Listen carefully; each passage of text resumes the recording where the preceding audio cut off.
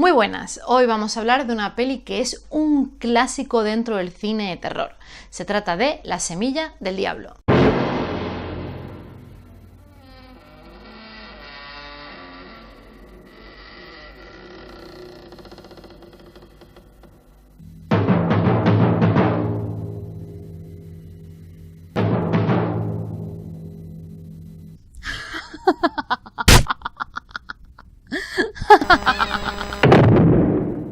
Lo primero que tengo que decir antes de hablar de esta película, sí o sí, es que los señores que le pusieron el título en español de España no conocían el término spoiler, porque el título que le pusieron en español en sí es un spoiler tremendo del final de la película, así que es para matarlos a todos.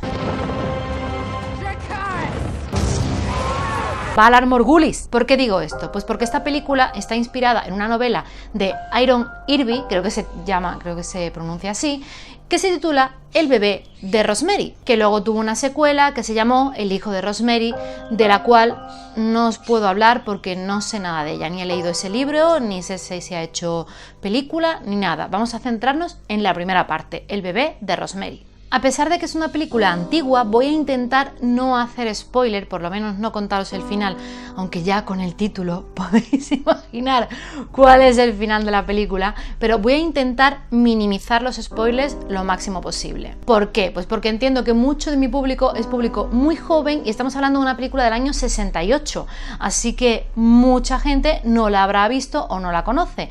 Y la finalidad de traer este tipo de vídeos hablando sobre pelis antiguas, especialmente de terror, que es una temática que me gusta mucho y creo que en los años 60, finales de los 60, principios de los 70 se hizo un cine de terror fantástico, es traer a la gente que no lo conoce, a la gente joven, películas que merecen mucho la pena. Y he empezado con una de los más top, a ver luego cómo encuentro otra que sea tan buena. Pues como os decía antes, La semilla del diablo, que no la voy a llamar más La semilla del diablo, la voy a llamar El bebé de Rosemary. El bebé de Rosemary se estrenó en el año 68 y está ambientada en Manhattan. Está dirigida por Roman Polanski y protagonizada por Mia Farrow. Y además de ser una historia fantástica, una película fantástica, tiene un trasfondo y una historia negra espeluznante.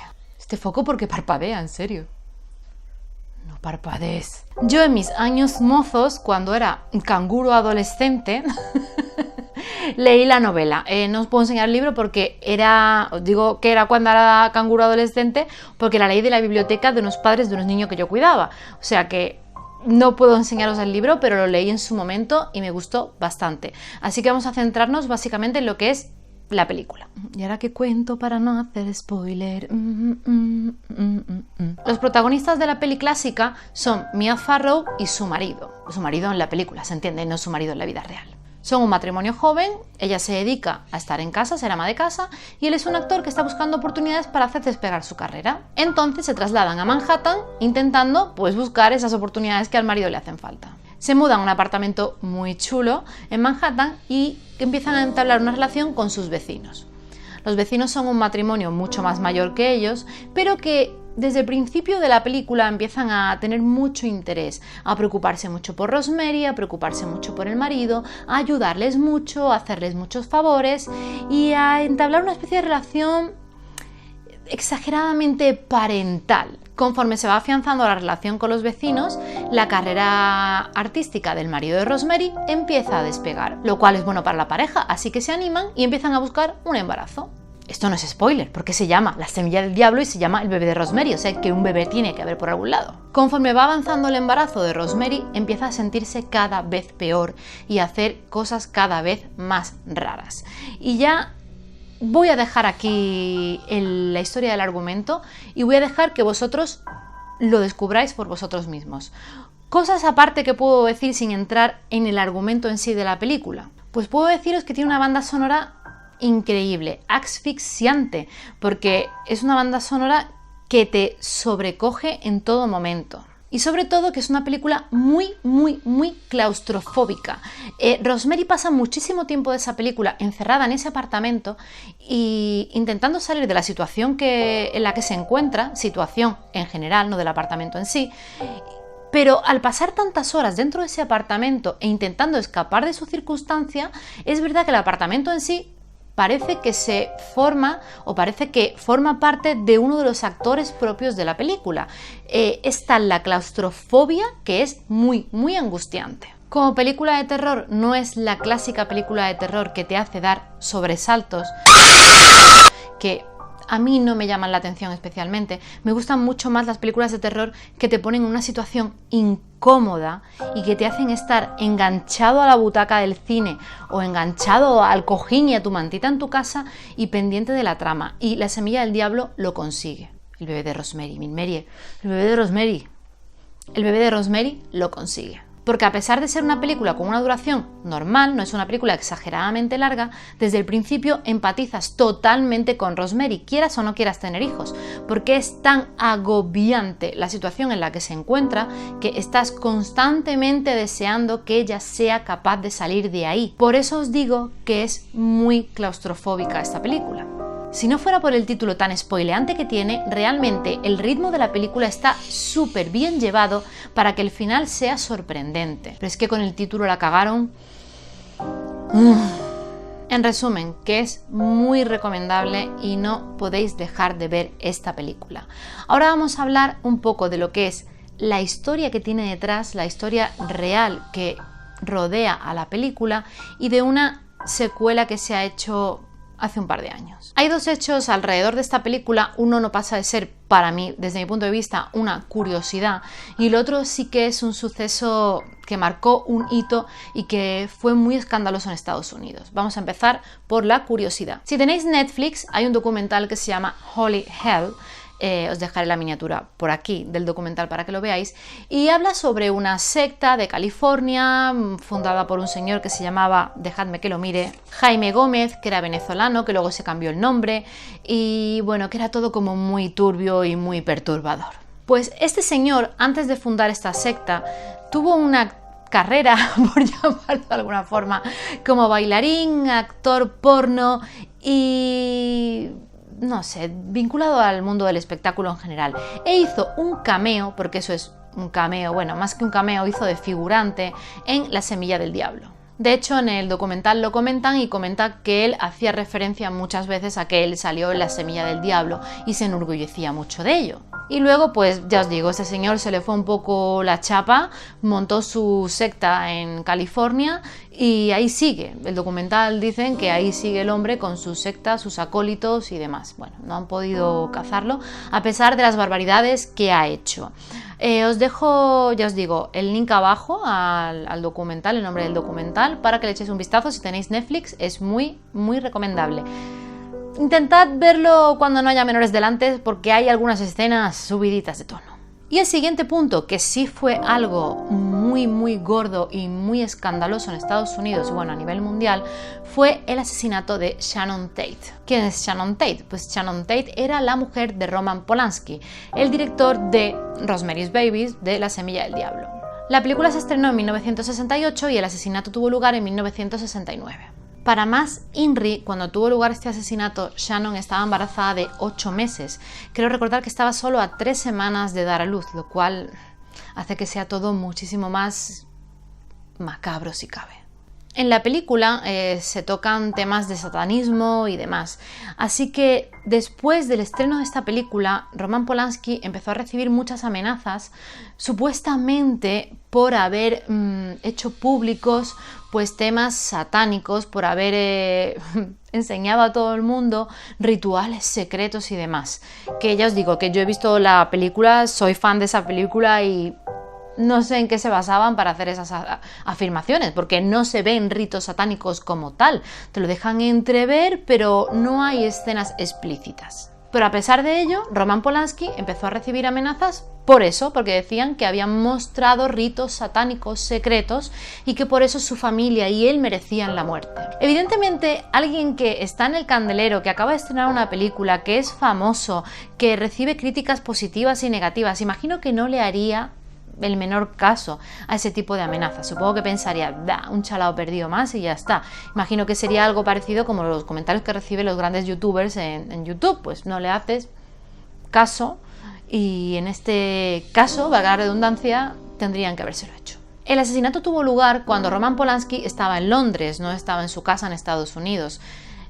Shannon Tate estaba en casa e invitó a 2 amigas a cenar, y en esa cena pues se presentaron unos seguidores de Charles Manson. Charles Manson era el líder de la secta La Familia. Era una secta de corte satánico muy peligrosa, tan peligrosa que ya os digo que mataron a Shannon Tate y a sus 2 amigas sin importarle lo más mínimo que Shannon estuviera embarazada. El asesinato fue brutal. Shannon recibió 16 puñaladas, de las cuales dijeron en la autopsia que solo con las 5 primeras ya habría muerto, con lo cual realmente fue asesinato y ensañamiento.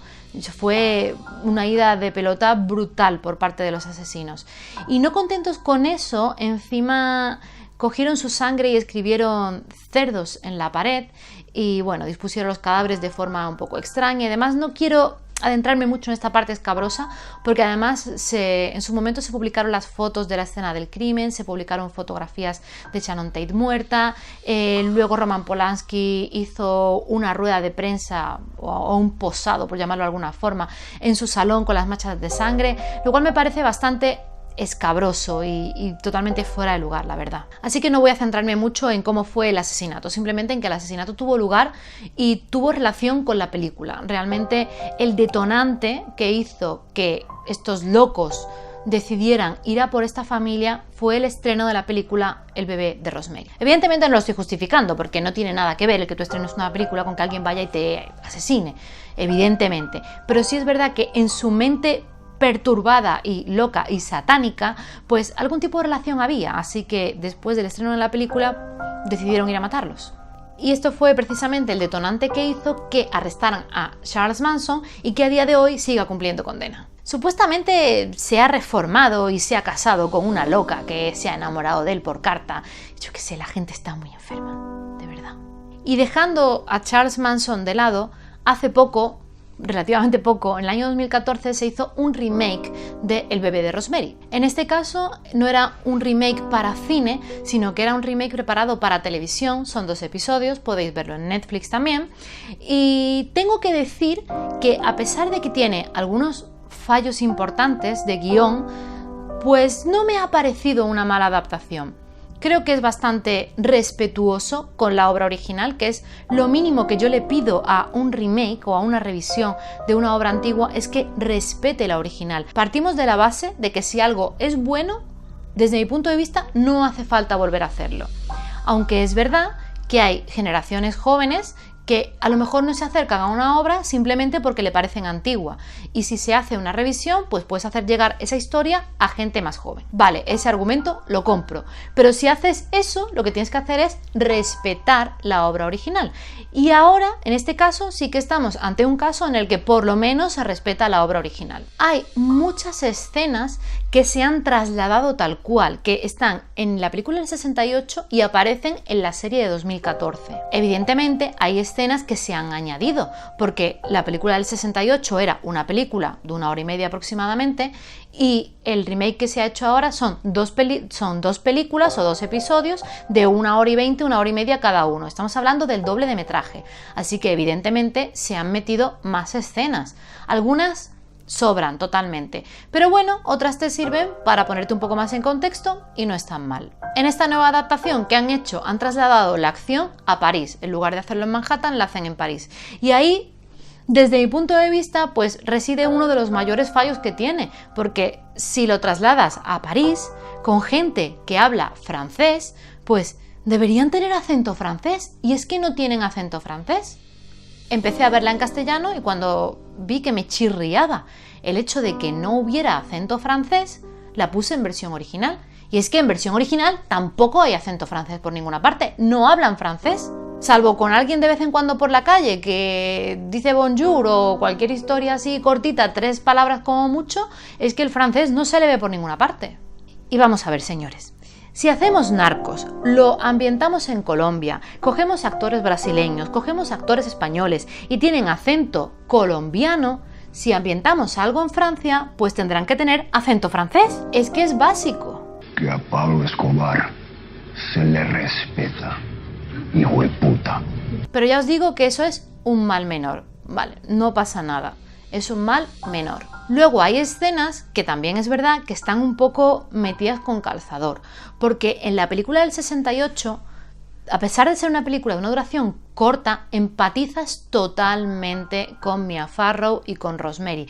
La empatía es total, pero sin embargo, en la nueva, más que empatizar, acompañas a Rosemary. Estás viendo lo que le pasa y eres un simple espectador. Entonces, en ese punto, para mí, no es una obra maestra, es una peli más del montón. Eso sin nombrar los Deus Ex Machina, porque hay un momento en el que ella se encuentra una fotografía y solo por encontrarse una fotografía, sin más, va a la policía a preguntar por la gente de la foto. Que es que eso no tiene sentido ninguno, pero ninguno. Vale, tenían que meter esa escena a la fuerza y encuentran la manera de hacerlo así. Pero, ¿yo qué queréis que os diga? Yo me encuentro una foto antigua, bueno, antigua, tampoco era tan antigua, me encuentro una foto de gente que vivía antes que yo en un piso de alquiler y no solo por eso ya digo, ¡oh, Dios, esta gente vivía aquí, tengo que ir a la policía, ¿qué habrá sido de ellos? ¿Por qué han desaparecido? ¿Por qué han dejado el piso? No tiene ningún sentido. Pero ya os digo que a rasgos generales no me parece una mala adaptación porque es respetuosa con la obra original, que para mí es algo súper importante. Pero lo que no le perdono, a pesar de ser totalmente respetuosa con la obra original, es que no hayan sabido copiar o plasmar ese ambiente claustrofóbico que había en la película de los 60. Porque para mí es lo más importante que me hizo sentir la película de los 60. Una película, para ser grande, tiene que transmitirte algo. Y a mí lo que me transmite esa película es necesidad de escapar. Y la versión nueva no me transmite eso. Así que esa es la gran pega que le veo, el gran hándicap que tiene esta obra nueva. Así que mi recomendación, si os da mucha pereza ver la peli antigua, si os chirría mucho el cine de los 60, si necesitáis una imagen un poco más actual y demás, no está mal que veáis la película nueva, no está mal que os busquéis esta serie y que os acerquéis así a la obra. Luego podéis ver la otra, que ya os digo que es mucho mejor, empatizaréis muchísimo más con los personajes y creo que os parecerá increíblemente mejor por el uso de la banda sonora, por la fotografía, por el sentimiento de claustrofobia y de oclusión. Os gustará muchísimo más, seguro, pero no está mal que os acerquéis a ella desde la versión renovada. Y luego ya, si queréis pues ir a la fuente original, podéis miraros la novela, que a pesar de no ser especialmente corta, se lee bastante ligera, no es una novela que sea difícil de leer. Ya os digo que yo la leí de adolescente, me enganchó muchísimo y creo recordar que me la leí en 2 noches. Y ya está, espero que... Perdonadme un momento, voy. Y bueno, ya está, yo voy a ver si le doy la cenita aquí a Adrián, ¿verdad, Adrián, chiquitín? Ay, qué bonito eres, ay, mi peque, ay, mi peque. Voy a darle la cena y a ver si lo acuesto un poquito y que duerma. Me da unas noches, ¿verdad, pequeñín? ¿Verdad? ¿Qué dices? ¿Qué dices? ¡Ah! ¡Ah! Pero qué putre queda eso. Que no, hombre, que queda bien, que no pasa nada, son efectos especiales tradicionales, hombre, ya.